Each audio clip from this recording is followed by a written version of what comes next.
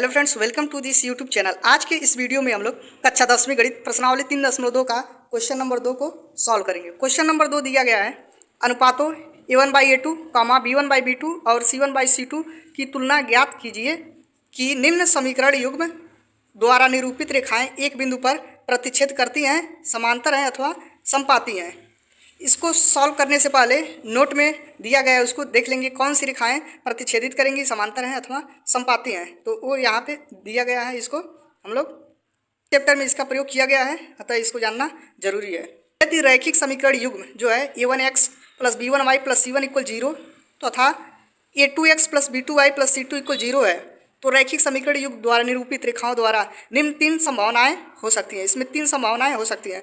पहला संभावनाएं क्या हो सकती हैं? रेखाएं एक बिंदु पर प्रतिच्छेद करती हैं यदि a1/a2 नॉट इक्वल है b1/b2। यदि a1/a2 नॉट इक्वल b1/b2 है तो रेखाएं एक बिंदु पर प्रतिच्छेदित करेंगी तथा उसके जो हल होंगे वह अद्वितीय प्राप्त होंगे तथा निकाय संगत होगा। सेकंड क्या है? रेखाएं समांतर होंगी यदि a1/a2 equal b1/b2 not equal c1/c2। अगर इस तरह से अगर मिल रहा है हमको तो रेखाएं समांतर होंगी। इस तरह से अगर प्राप्त होंगी तो कोई हल नहीं होगा तथा निकाय असंगत होगा। तीसरा जो है, रेखाएं समपाती होंगी यदि a1/a2 equal b1/b2 equal c1/c2। अगर ये तीनों इक्वल हो जाती हैं तो रेखाएं समपाती होंगी और इसके जो हल होंगे वह अनेक हल होंगे, अनेक हल प्राप्त होंगे तथा निकाय जो होगा वह संगत होगा। इसका प्रयोग इस चैप्टर में किया गया था, इसको ध्यान से हम लोग इसको देखेंगे। तो चलिए उसके बाद क्वेश्चन को सॉल्व करते हैं।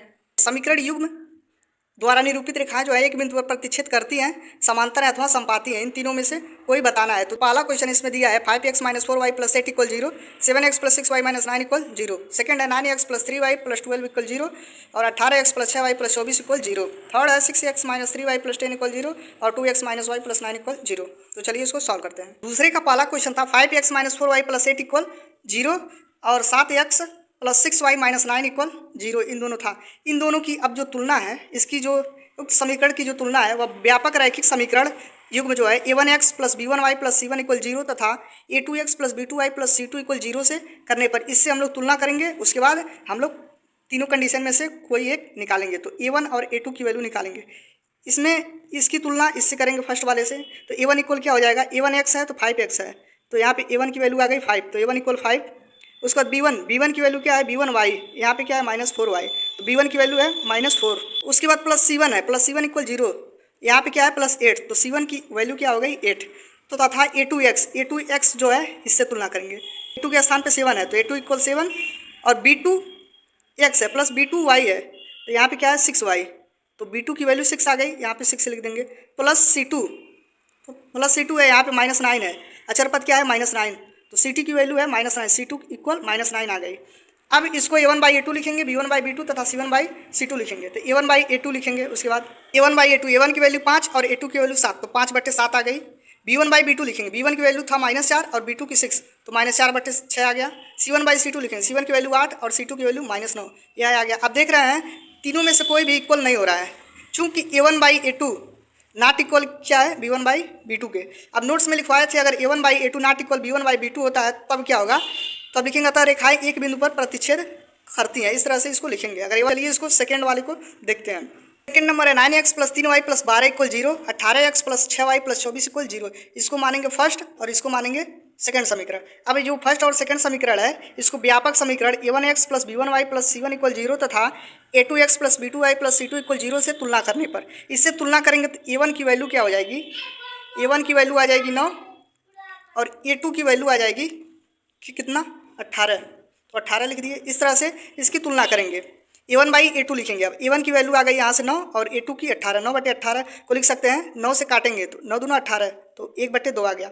उसके बाद b1 की वैल्यू निकालेंगे। इससे b1y है और यहाँ पे b1 क्या है? 3y, तो b1 की वैल्यू है 3, यहाँ से लिखेंगे 3 और उसके बाद प्लस b2 है बटे b2 लिखेंगे। b2 की वैल्यू क्या है? 6y है, तो यहाँ पे 6 लिख दिए। तो कितना होगा? 3 से कट जाएगा, 1/2 आ गया। उसके बाद c1 और c2 की तुलना करेंगे। c1 की वैल्यू है 12 और c2 की वैल्यू कितना है? 24, तो c1/c2 लिखेंगे। तो 12/24 = 12 से कट जाएगा, या 12 दूना 24, 1/2 आ गया। अब चेक करेंगे कि तीनों बराबर है कि नहीं। देख रहे हैं चूँकि a1/a2 equal b1/b2 equal c1/c2, क्योंकि A1/A2 का वैल्यू B1/2 आया है, B1/B2 का भी 1/2, C1/C2 का भी 1/2। अतः जो रेखाएं हैं वह समपाती हैं। अगर तीनों बराबर होंगी तो रेखाएं क्या होंगी? समपाती होंगी। अब चलिए थर्ड वाले को सॉल्व करते हैं। x - 3y + 10 = 0, इसको मानेंगे फर्स्ट। 2x - y + 9 = 0, इसको मानेंगे सेकेंड समीकरण।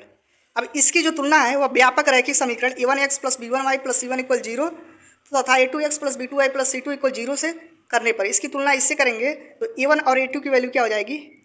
यहाँ पे a1x होता है तो 6x है, तो a1 की वैल्यू आ गई 6। उसके बाद a2x है ना, तो a2x यहाँ पे है, a2 की वैल्यू 2 है, तो a2 की वैल्यू आ गई 2, तो 6/2 = कितना होगा? 2 × 2 = 2 × 3 = 6, तो 3 आ गया। a1/a2 की वैल्यू 3 आ गया। उसके बाद प्लस b1 था, b1y यहाँ पे क्या है? -3y, तो b की वैल्यू क्या हो गई? -3, तो b1 की वैल्यू -3 लिख दिए। उसके बाद बट्टे b2 होता है ना, तो b2 की वैल्यू क्या निकल जाएगी यहाँ से? b2y है तो यहाँ पे क्या है? -y, तो b2 की वैल्यू -1 आ गई, माइनस माइनस से कैंसिल और आ गया यहाँ पे 3। b1/b2 की वैल्यू 3 आ गई। फिर अचर पद की तुलना करेंगे c1 और c2 की, तो क्या होता है? c1/c2 होता है, तुलना करते हैं तो c1 की वैल्यू 10 और c2 की वैल्यू 9, तो 10/9 आ गया। अतः देख रहे हैं कौन कौन इक्वल है। चूँकि a1/a2 = b1/b2, ये दोनों क्या है? इक्वल है, नॉट इक्वल c1/c2 है, क्योंकि c1/c2 की वैल्यू 10/9 आया है। अतः जो रेखाएं हैं वह क्या है? समांतर है। अगर ये दोनों इक्वल होंगे और इन b1/b2 के नॉट इक्वल c1/c2 होगा तो अतः रेखाएं समांतर होंगी। इस प्रकार से प्रश्नावली 3.2 के सभी क्वेश्चन को हम लोग सॉल्व कर सकते हैं बहुत ही ईजिली से।